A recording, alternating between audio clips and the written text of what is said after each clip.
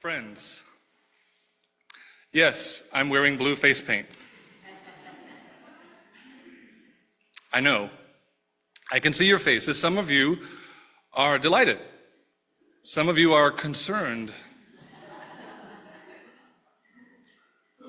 Did he come to pillage? A few of you are wondering if this is a new liturgical tradition you missed the vote on. I promise there is a reason, and I promise it has everything to do with what I want to talk about this morning. But I'm not going to ask you, but what I'm going to do is ask you to sit with the strangeness of it for a while. Let it be unexplained. Let it be a little uncomfortable. Because that right there is actually the sermon. Thank you. No, you don't get off that easy. Unitarian Universalism has never promised us certainty. What it has promised us again and again is room. Room for conscience, room for difference, room for growth, room apparently for blue face paint. And yet, if we are honest, many of our hardest moments as a congregation do not come from disagreement itself. They come from what happens inside us when tension appears. Because tension feels dangerous in a culture trained to resolve, decide, to fix, and choose a side. But what if tension is not the problem? What if tension is the practice? So what kind of faith would we have to be to treat tension not as failure, but as a calling? In summer 2024, at General Assembly, our movement adopted a new Article 2. New shared values, a new covenant. We did not adopt a creed or a checklist. We adopted 6 values: interdependence, pluralism, justice, transformation, generosity, and equity. And then we said something that changes everything. These values are inseparable from one another. Inseparable, not ranked or prioritized, not a menu where you can pick the ones you feel comfortable with and set the others aside. And at the center, holding it all together, say it with me, love. Not love as sentiment, not love as niceness. Love, it says, as power. Love as discipline. Love as the thing we are accountable to one another for practicing. Love, do you feel the tension in that? You should, because these values pull against each other. Pluralism says, every theology is welcome here. You can already feel the tension. And not every impact, inclusion, justice, says not every impact is acceptable. Freedom of belief says your conscience is sovereign. Inclusion says, and marginalized people should not have to endlessly debate their right to belong. We see it playing out on our streets every time we turn on the TV, scroll through our Facebook feed, or, God forbid, if you're using it, TikTok. Sorry, that was a judgment.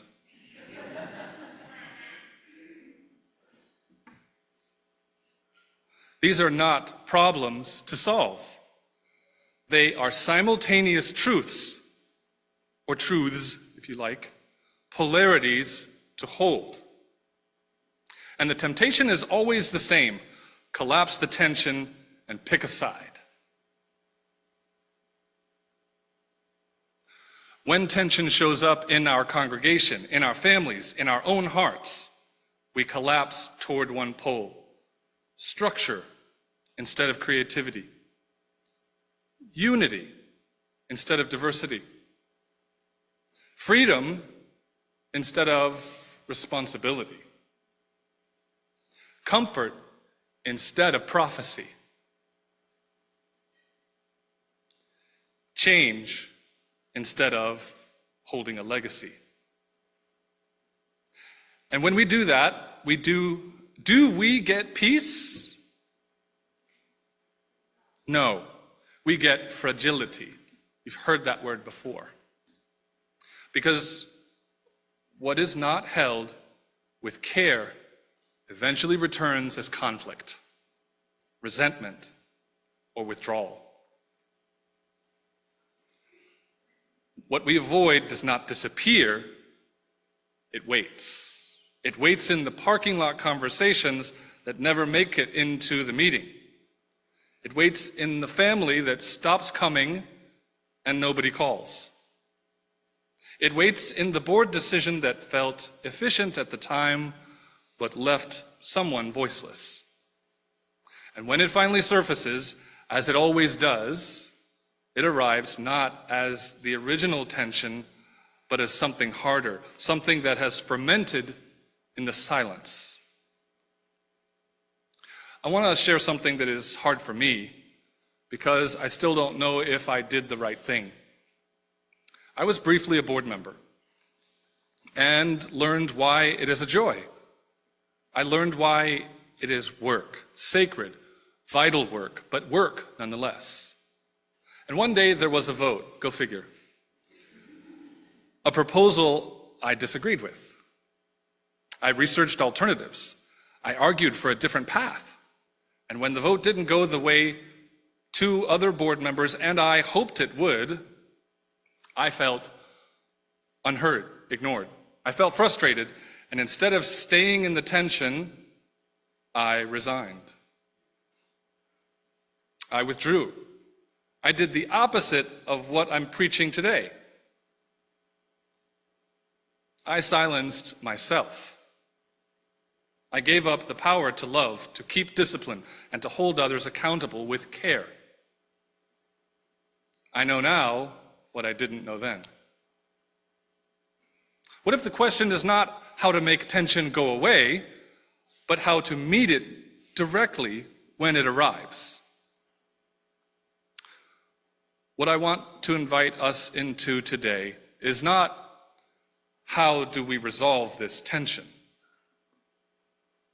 but how do we hold this tension with grace? Our bodies know tension before our minds do. We feel it in our tight shoulders, our quickened breath, our clenched jaws, shallow listening. The animal part of us reads tension as threat and says, fight, flight, freeze, or a new one I heard, fawn. And so one of the simplest and most radical spiritual practices we can adopt is this. PBS. Pause, breathe, stay. I did all give you guys pencils and papers for something. You might want to write that one down. The papers are for later. Not to suppress reaction, but to choose response.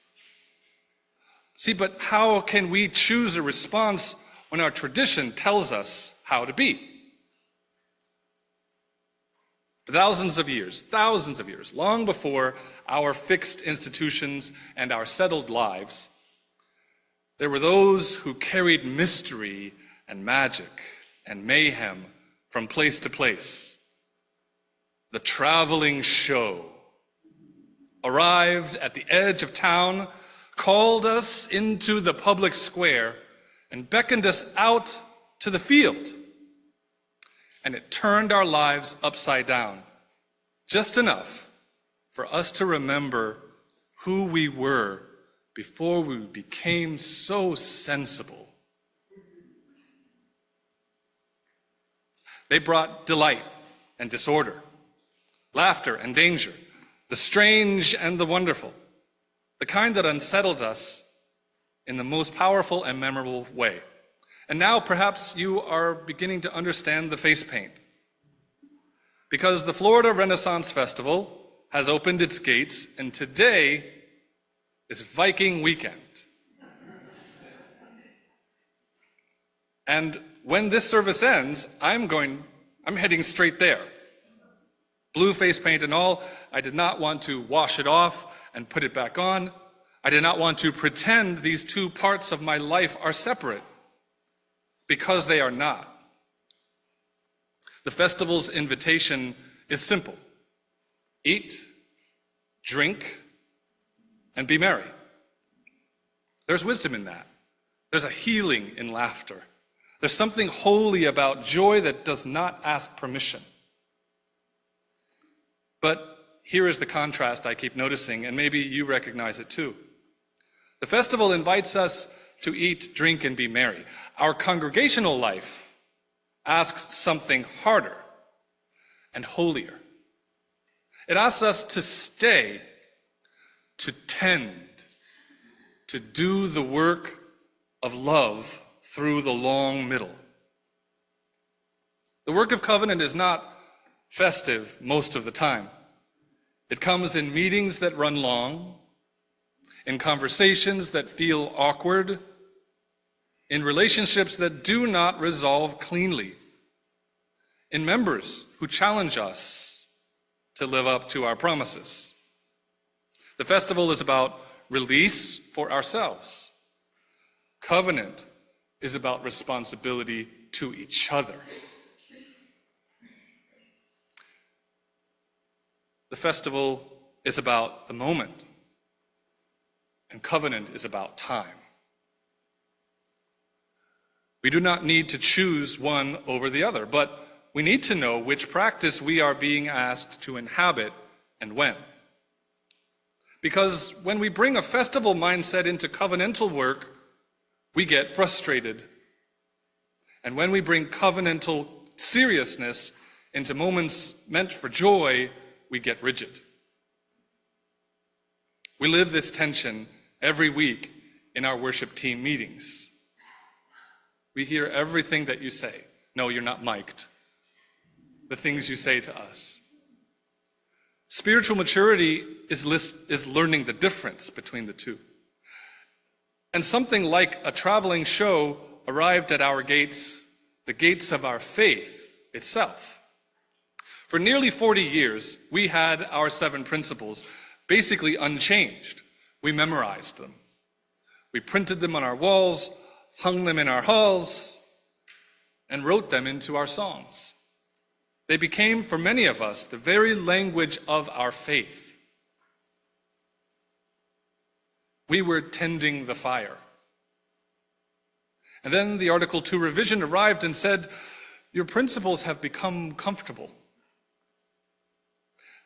They have become declarations without verbs. It is time to move. The traveling show taught us that we can dance with our dreams. For some of us, that was liberation, and for others, it was loss. And for many, if we're honest, it was both at the same time. We used a vote in an attempt to settle an eternal tension between two inexhaustible sources of energy, tending the heart's fire and dancing with our dreams. Some won the vote, and others lost. I ask you now, did it work? Well, did it? Yes, we followed Robert's rules. And no, it did not resolve the tension. But that is not a failure of the process. That is the process. That is what transformation means when it says we are never complete and never perfect. That is what it costs to be in a living tradition rather than a settled one. Because a faith that only knows how to stay will eventually forget how to dream. And a community that only tends the fire can forget why it was lit in the first place. The traveling show reminds us what is out there, what we are missing, who we might yet become. And it issues a gentle, dangerous invitation to cast off the shackles of sense and sensibility, not forever, but long enough to remember the joy and the love of a life lived free. I need to say something a little harder to say right now. When our new Article 2 places love at the center and calls it power and discipline and the thing we are accountable to one another for practicing, it is making a beautiful and courageous claim. But it is also placing enormous weight on a single word. And in my experience in this congregation and others, love can function in very different ways depending on who is invoking it and why. Because love is a genuine spiritual discipline. It is the choice to stay present when someone whose pain or perspective is difficult for us. It is the willingness to be changed by the encounter. That is what Article 2 intends. But sometimes, and I say this with tenderness because I have done this myself, love becomes a shield. We say, let us lead with love, when what we mean is that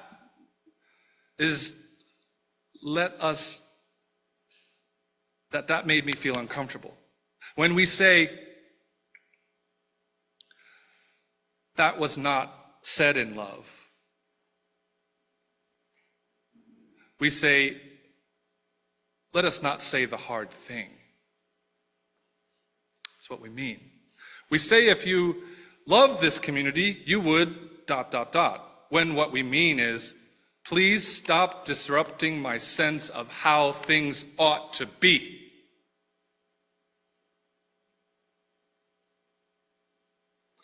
Love as discipline says, I will stay in this room with you even when it is hard. And I will tell you the truth because you deserve it. Love as avoidance says, I will keep things smooth because smooth feels like peace. Smooth is not peace, as we have come to learn. Smooth is silence with better manners. And this is why accountability is not the opposite of love. Accountability is how love proves it means what it says when we say love is the doctrine of this faith. This is where I want to bring us back to the face paint. Because the Vikings understood something about this, and that our polite modern culture has mostly forgotten. When Norse warriors formed a shield wall, each person's shield did not just protect themselves, it protected the person standing next to them. Your shield covered your neighbor's open side. Their shield covered yours. Which means the shield wall only worked if you trusted the person beside you. And it only held if everyone stayed. If one person broke and ran, the wall collapsed. Not just for them, but for everyone. And when it breaks, they reform it. That is the most honest metaphor I know for what covenantal community actually requires. We do not hold covenant for ourselves. We hold it for the person beside us. Our steadiness creates their safety. Their steadiness creates ours. And the whole thing only works if we stay. Many of you know that our board has approved the charter for our Healthy Relations team, the HEART.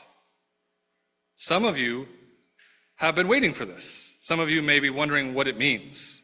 So let me tell you what it is not. HEART is not a complaint department. It is not a tribunal.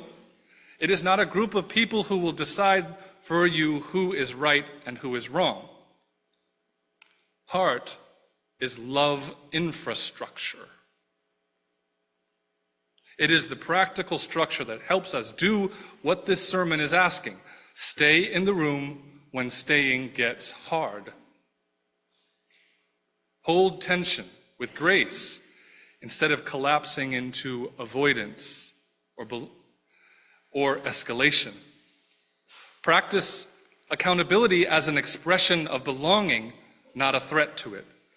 HEART is how we build the shield wall. The HEART will be made up of people from this congregation, people you trust, people who have earned your confidence, not by being perfect, but by being present. People who know how to listen without an agenda and stay without flinching. And now I'm going to ask something of you. Right now, I ask you to write down the names of people in this congregation whom you would trust to help you through conflict.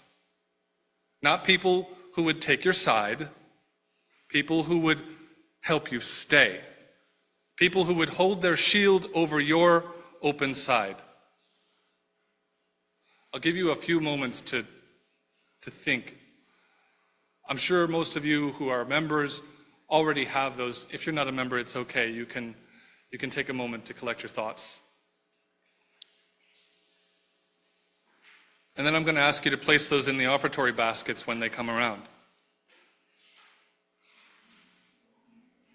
These people will become, if they accept, our HEART team.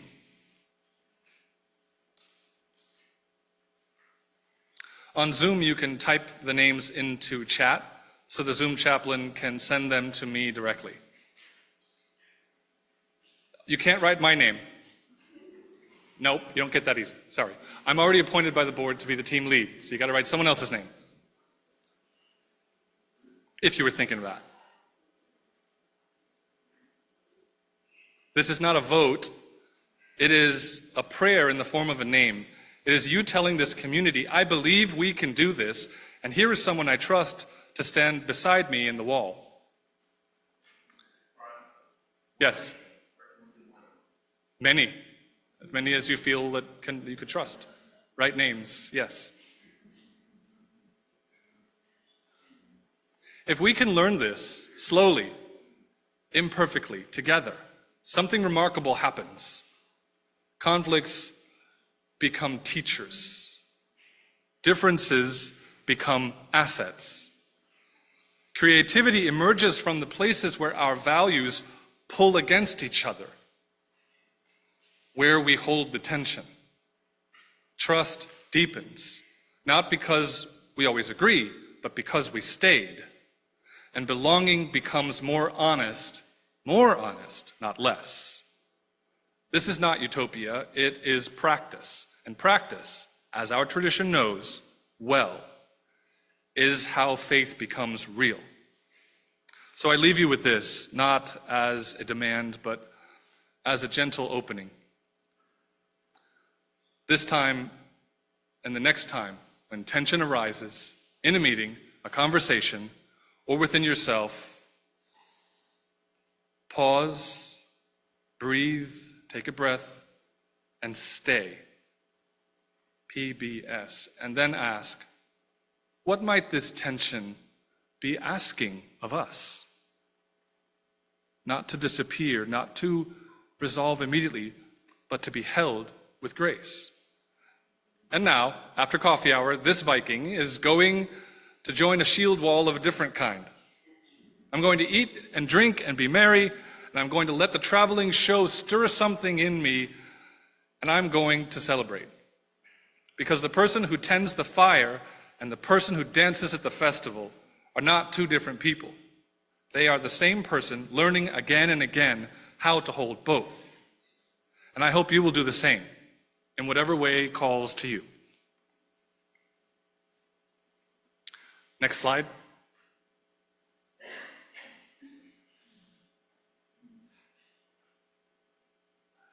May we become a people who can stay.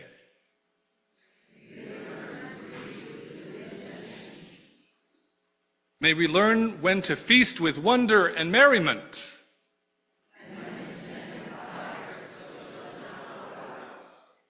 May we have the courage to name love's shadow.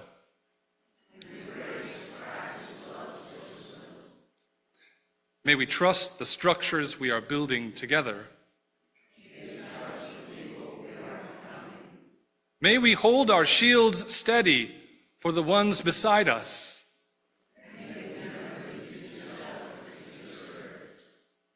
And may the tension itself, held gently, held bravely, held in covenant,